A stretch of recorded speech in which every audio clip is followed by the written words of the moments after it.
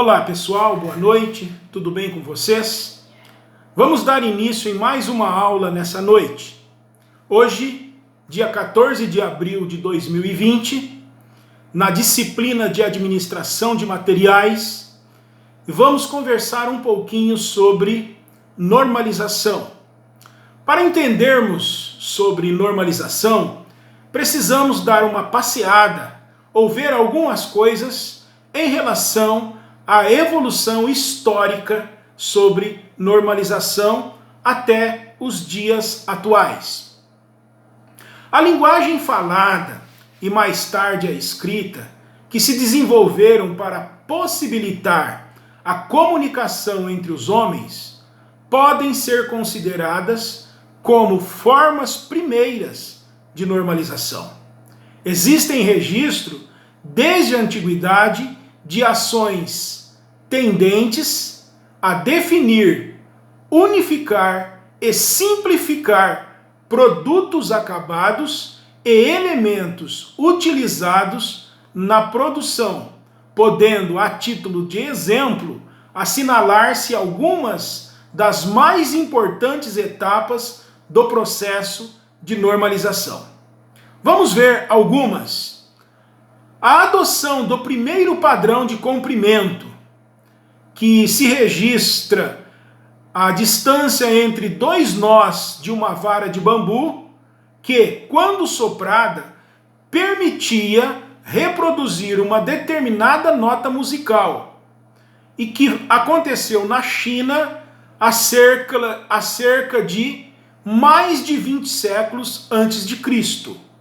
Também a utilização de um sistema de unidades de medida de comprimento e de massa que permitiam efetuar medições com boa exatidão. Na civilização do Vale do Indo, cerca de 2.600 anos antes de Cristo. Também nós temos as tão conhecidas pirâmides, né? Que, com blocos de pedra de dimensões unificadas no Egito, por volta de 2.500 anos antes de Cristo. Nós também temos a fabricação de tijolos de formato único, e ânforas de dimensões e formas unificadas no Egito sobre o domínio do faraó Tutamé, ou Tutmés, cerca de 1530 a 1520 antes de Cristo. Também temos a existência de regras escritas para a construção de obras públicas na Grécia no século 6 antes de Cristo. Então veja que a normalização ela está presente na vida do homem desde a idade mais remota. Então vamos ver algumas coisas mais atuais que nós possamos tirar proveito para a utilização da nossa aula. Já nós demos uma olhada na questão e na evolução histórica, nas suas origens, entendemos um pouquinho de como se originou todas as questões da normalização e agora nós vamos ver algumas coisas no século 21. Então vamos ver por que ela é importante. Quais são os benefícios que a normalização traz para as organizações? Como é o seu funcionamento? E as principais vantagens da sua aplicação.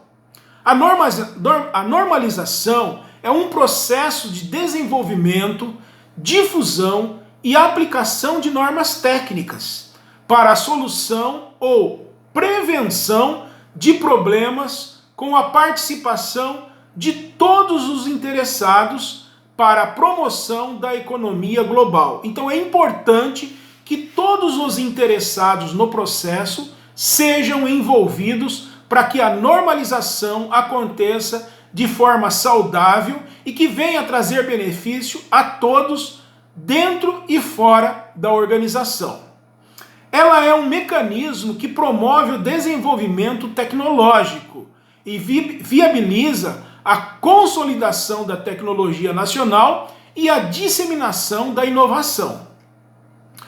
As normas técnicas estabelecem a expectativa em relação a um produto, processo ou serviço ou ainda um sistema de gestão quanto a requisitos de qualidade, quanto a requisitos de desempenho, de segurança, quanto às questões ambientais, de procedimentos, de formas e de dimensões de classificação e de terminologias, cuja observância não é obrigatória, mas é imprescindível para o sucesso das organizações.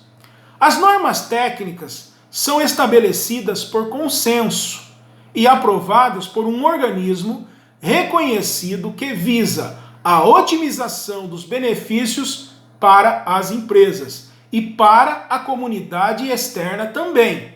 Ela é um instrumento que torna possível a globalização dos mercados e o estabelecimento de novas bases para a competitividade das empresas. A participação dos pequenos negócios na normalização de forma estruturada é fundamental para influir nas normas brasileiras e internacionais que estão sendo elaboradas, considerando as condições de operação dessas empresas. Então veja que a participação, seja de uma grande, seja de uma pequena empresa, de uma média empresa, é de suma importância para uma nação. E no Brasil não é diferente. Vamos ver algumas formas de atuação da normalização. A normalização técnica estabelece requisitos de qualidade, desempenho e segurança, ou seja, ainda na sua destinação final, mas também podem estabelecer procedimentos, padronizar formas e dimensões, tipos e usos, e ainda fixar classificações ou terminologias e glossários, definir a maneira de medir ou determinar as características como os métodos de ensaio. No Brasil, a Associação Brasileira de Normas Técnicas, a ABNT, é o órgão responsável por reger a normalização no Brasil. A ABNT é o mesmo órgão que nós recorremos, nós acadêmicos, recorremos para os trabalhos científicos. Então, todas aquelas normas técnicas da ABNT, elas são padronizadas para todo o território brasileiro e que são utilizados pelos acadêmicos para desenvolver os seus trabalhos científicos. Então, vamos ver alguns níveis de normalização que nós temos. Nós temos a normalização internacional, nós temos a normalização regional, nós temos a normalização nacional e nós temos a normalização empresarial. Vamos dar uma breve olhada em cada uma dessas que eu acabei de elencar. A normalização internacional, elas são para vários países. É um organismo internacional de normalização que visa padronizar as questões de produtos, de transações, enfim, de todas as questões que um país se relaciona com o outro. Nós também temos a chamada normalização regional, que ela está em uma determinada região geográfica ou econômica ou ainda política, como é o caso do Mercosul aqui para os países Brasil, Argentina, Paraguai e outros países que fazem parte do Mercosul.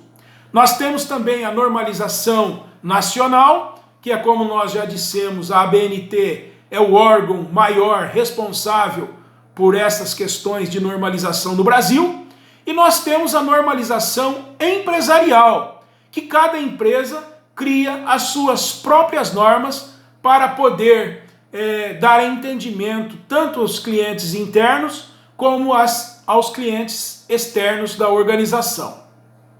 Bem, pensando nessas questões e já agora tendo um entendimento um pouco melhor sobre normalização, vamos ver as questões a que se refere os benefícios. A utilização da normalização para os produtos, serviços e processos tem uma série de benefícios para as empresas e para os consumidores. E são eles, na área econômica, na comunicação, na segurança, na simplificação, na proteção ao consumidor, no desenvolvimento sustentável e na eliminação de barreiras técnicas e comerciais. Vamos ver alguns desses. Na economia, proporcionar a redução da crescente variedade de produtos e procedimentos, resultando em economia de recursos empregados. Na comunicação, promover meios para eficientes e para a troca de informações entre fabricantes e clientes, aumentando assim a confiabilidade das relações comerciais e de serviços. Na questão da segurança, proteger a vida humana e a saúde. Na questão da simplificação, reduzir a crescente variedade de procedimentos e tipos de produtos. Na proteção ao consumidor, ampliar a qualidade de produtos e serviços e defender os interesses dos consumidores e cidadãos. No caso do desenvolvimento sustentável, desenvolver métodos para avaliação de impactos ambientais, sociais e econômicos e ferramentas para mitigação dos efeitos que causam esses impactos. E, finalmente, na eliminação de barreiras técnicas e comerciais. Evitar a existência de regulamentos conflitantes sobre produtos e serviços em diferentes países, facilitando o intercâmbio comercial. Então, a respeito dos benefícios proporcionados pela normalização, a ABNT destaca que ela é utilizada cada vez mais como um meio para alcançar a redução de custos da produção e do produto final, mantendo ou melhorando sua qualidade, aumentando dessa forma a competitividade das empresas que têm seus processos e sistemas normalizados. Bem, essa é uma breve explanação sobre normalização, para vocês, alunos, terem uma ideia do que é normalização, qual a sua importância e por que as empresas precisam pensar sobre normalização. Nós teremos algumas atividades e temos também um material de apoio para vocês estudarem e desenvolver a atividade, e eu estou à disposição para eventuais dúvidas. Até uma próxima oportunidade e tenham todos uma boa noite.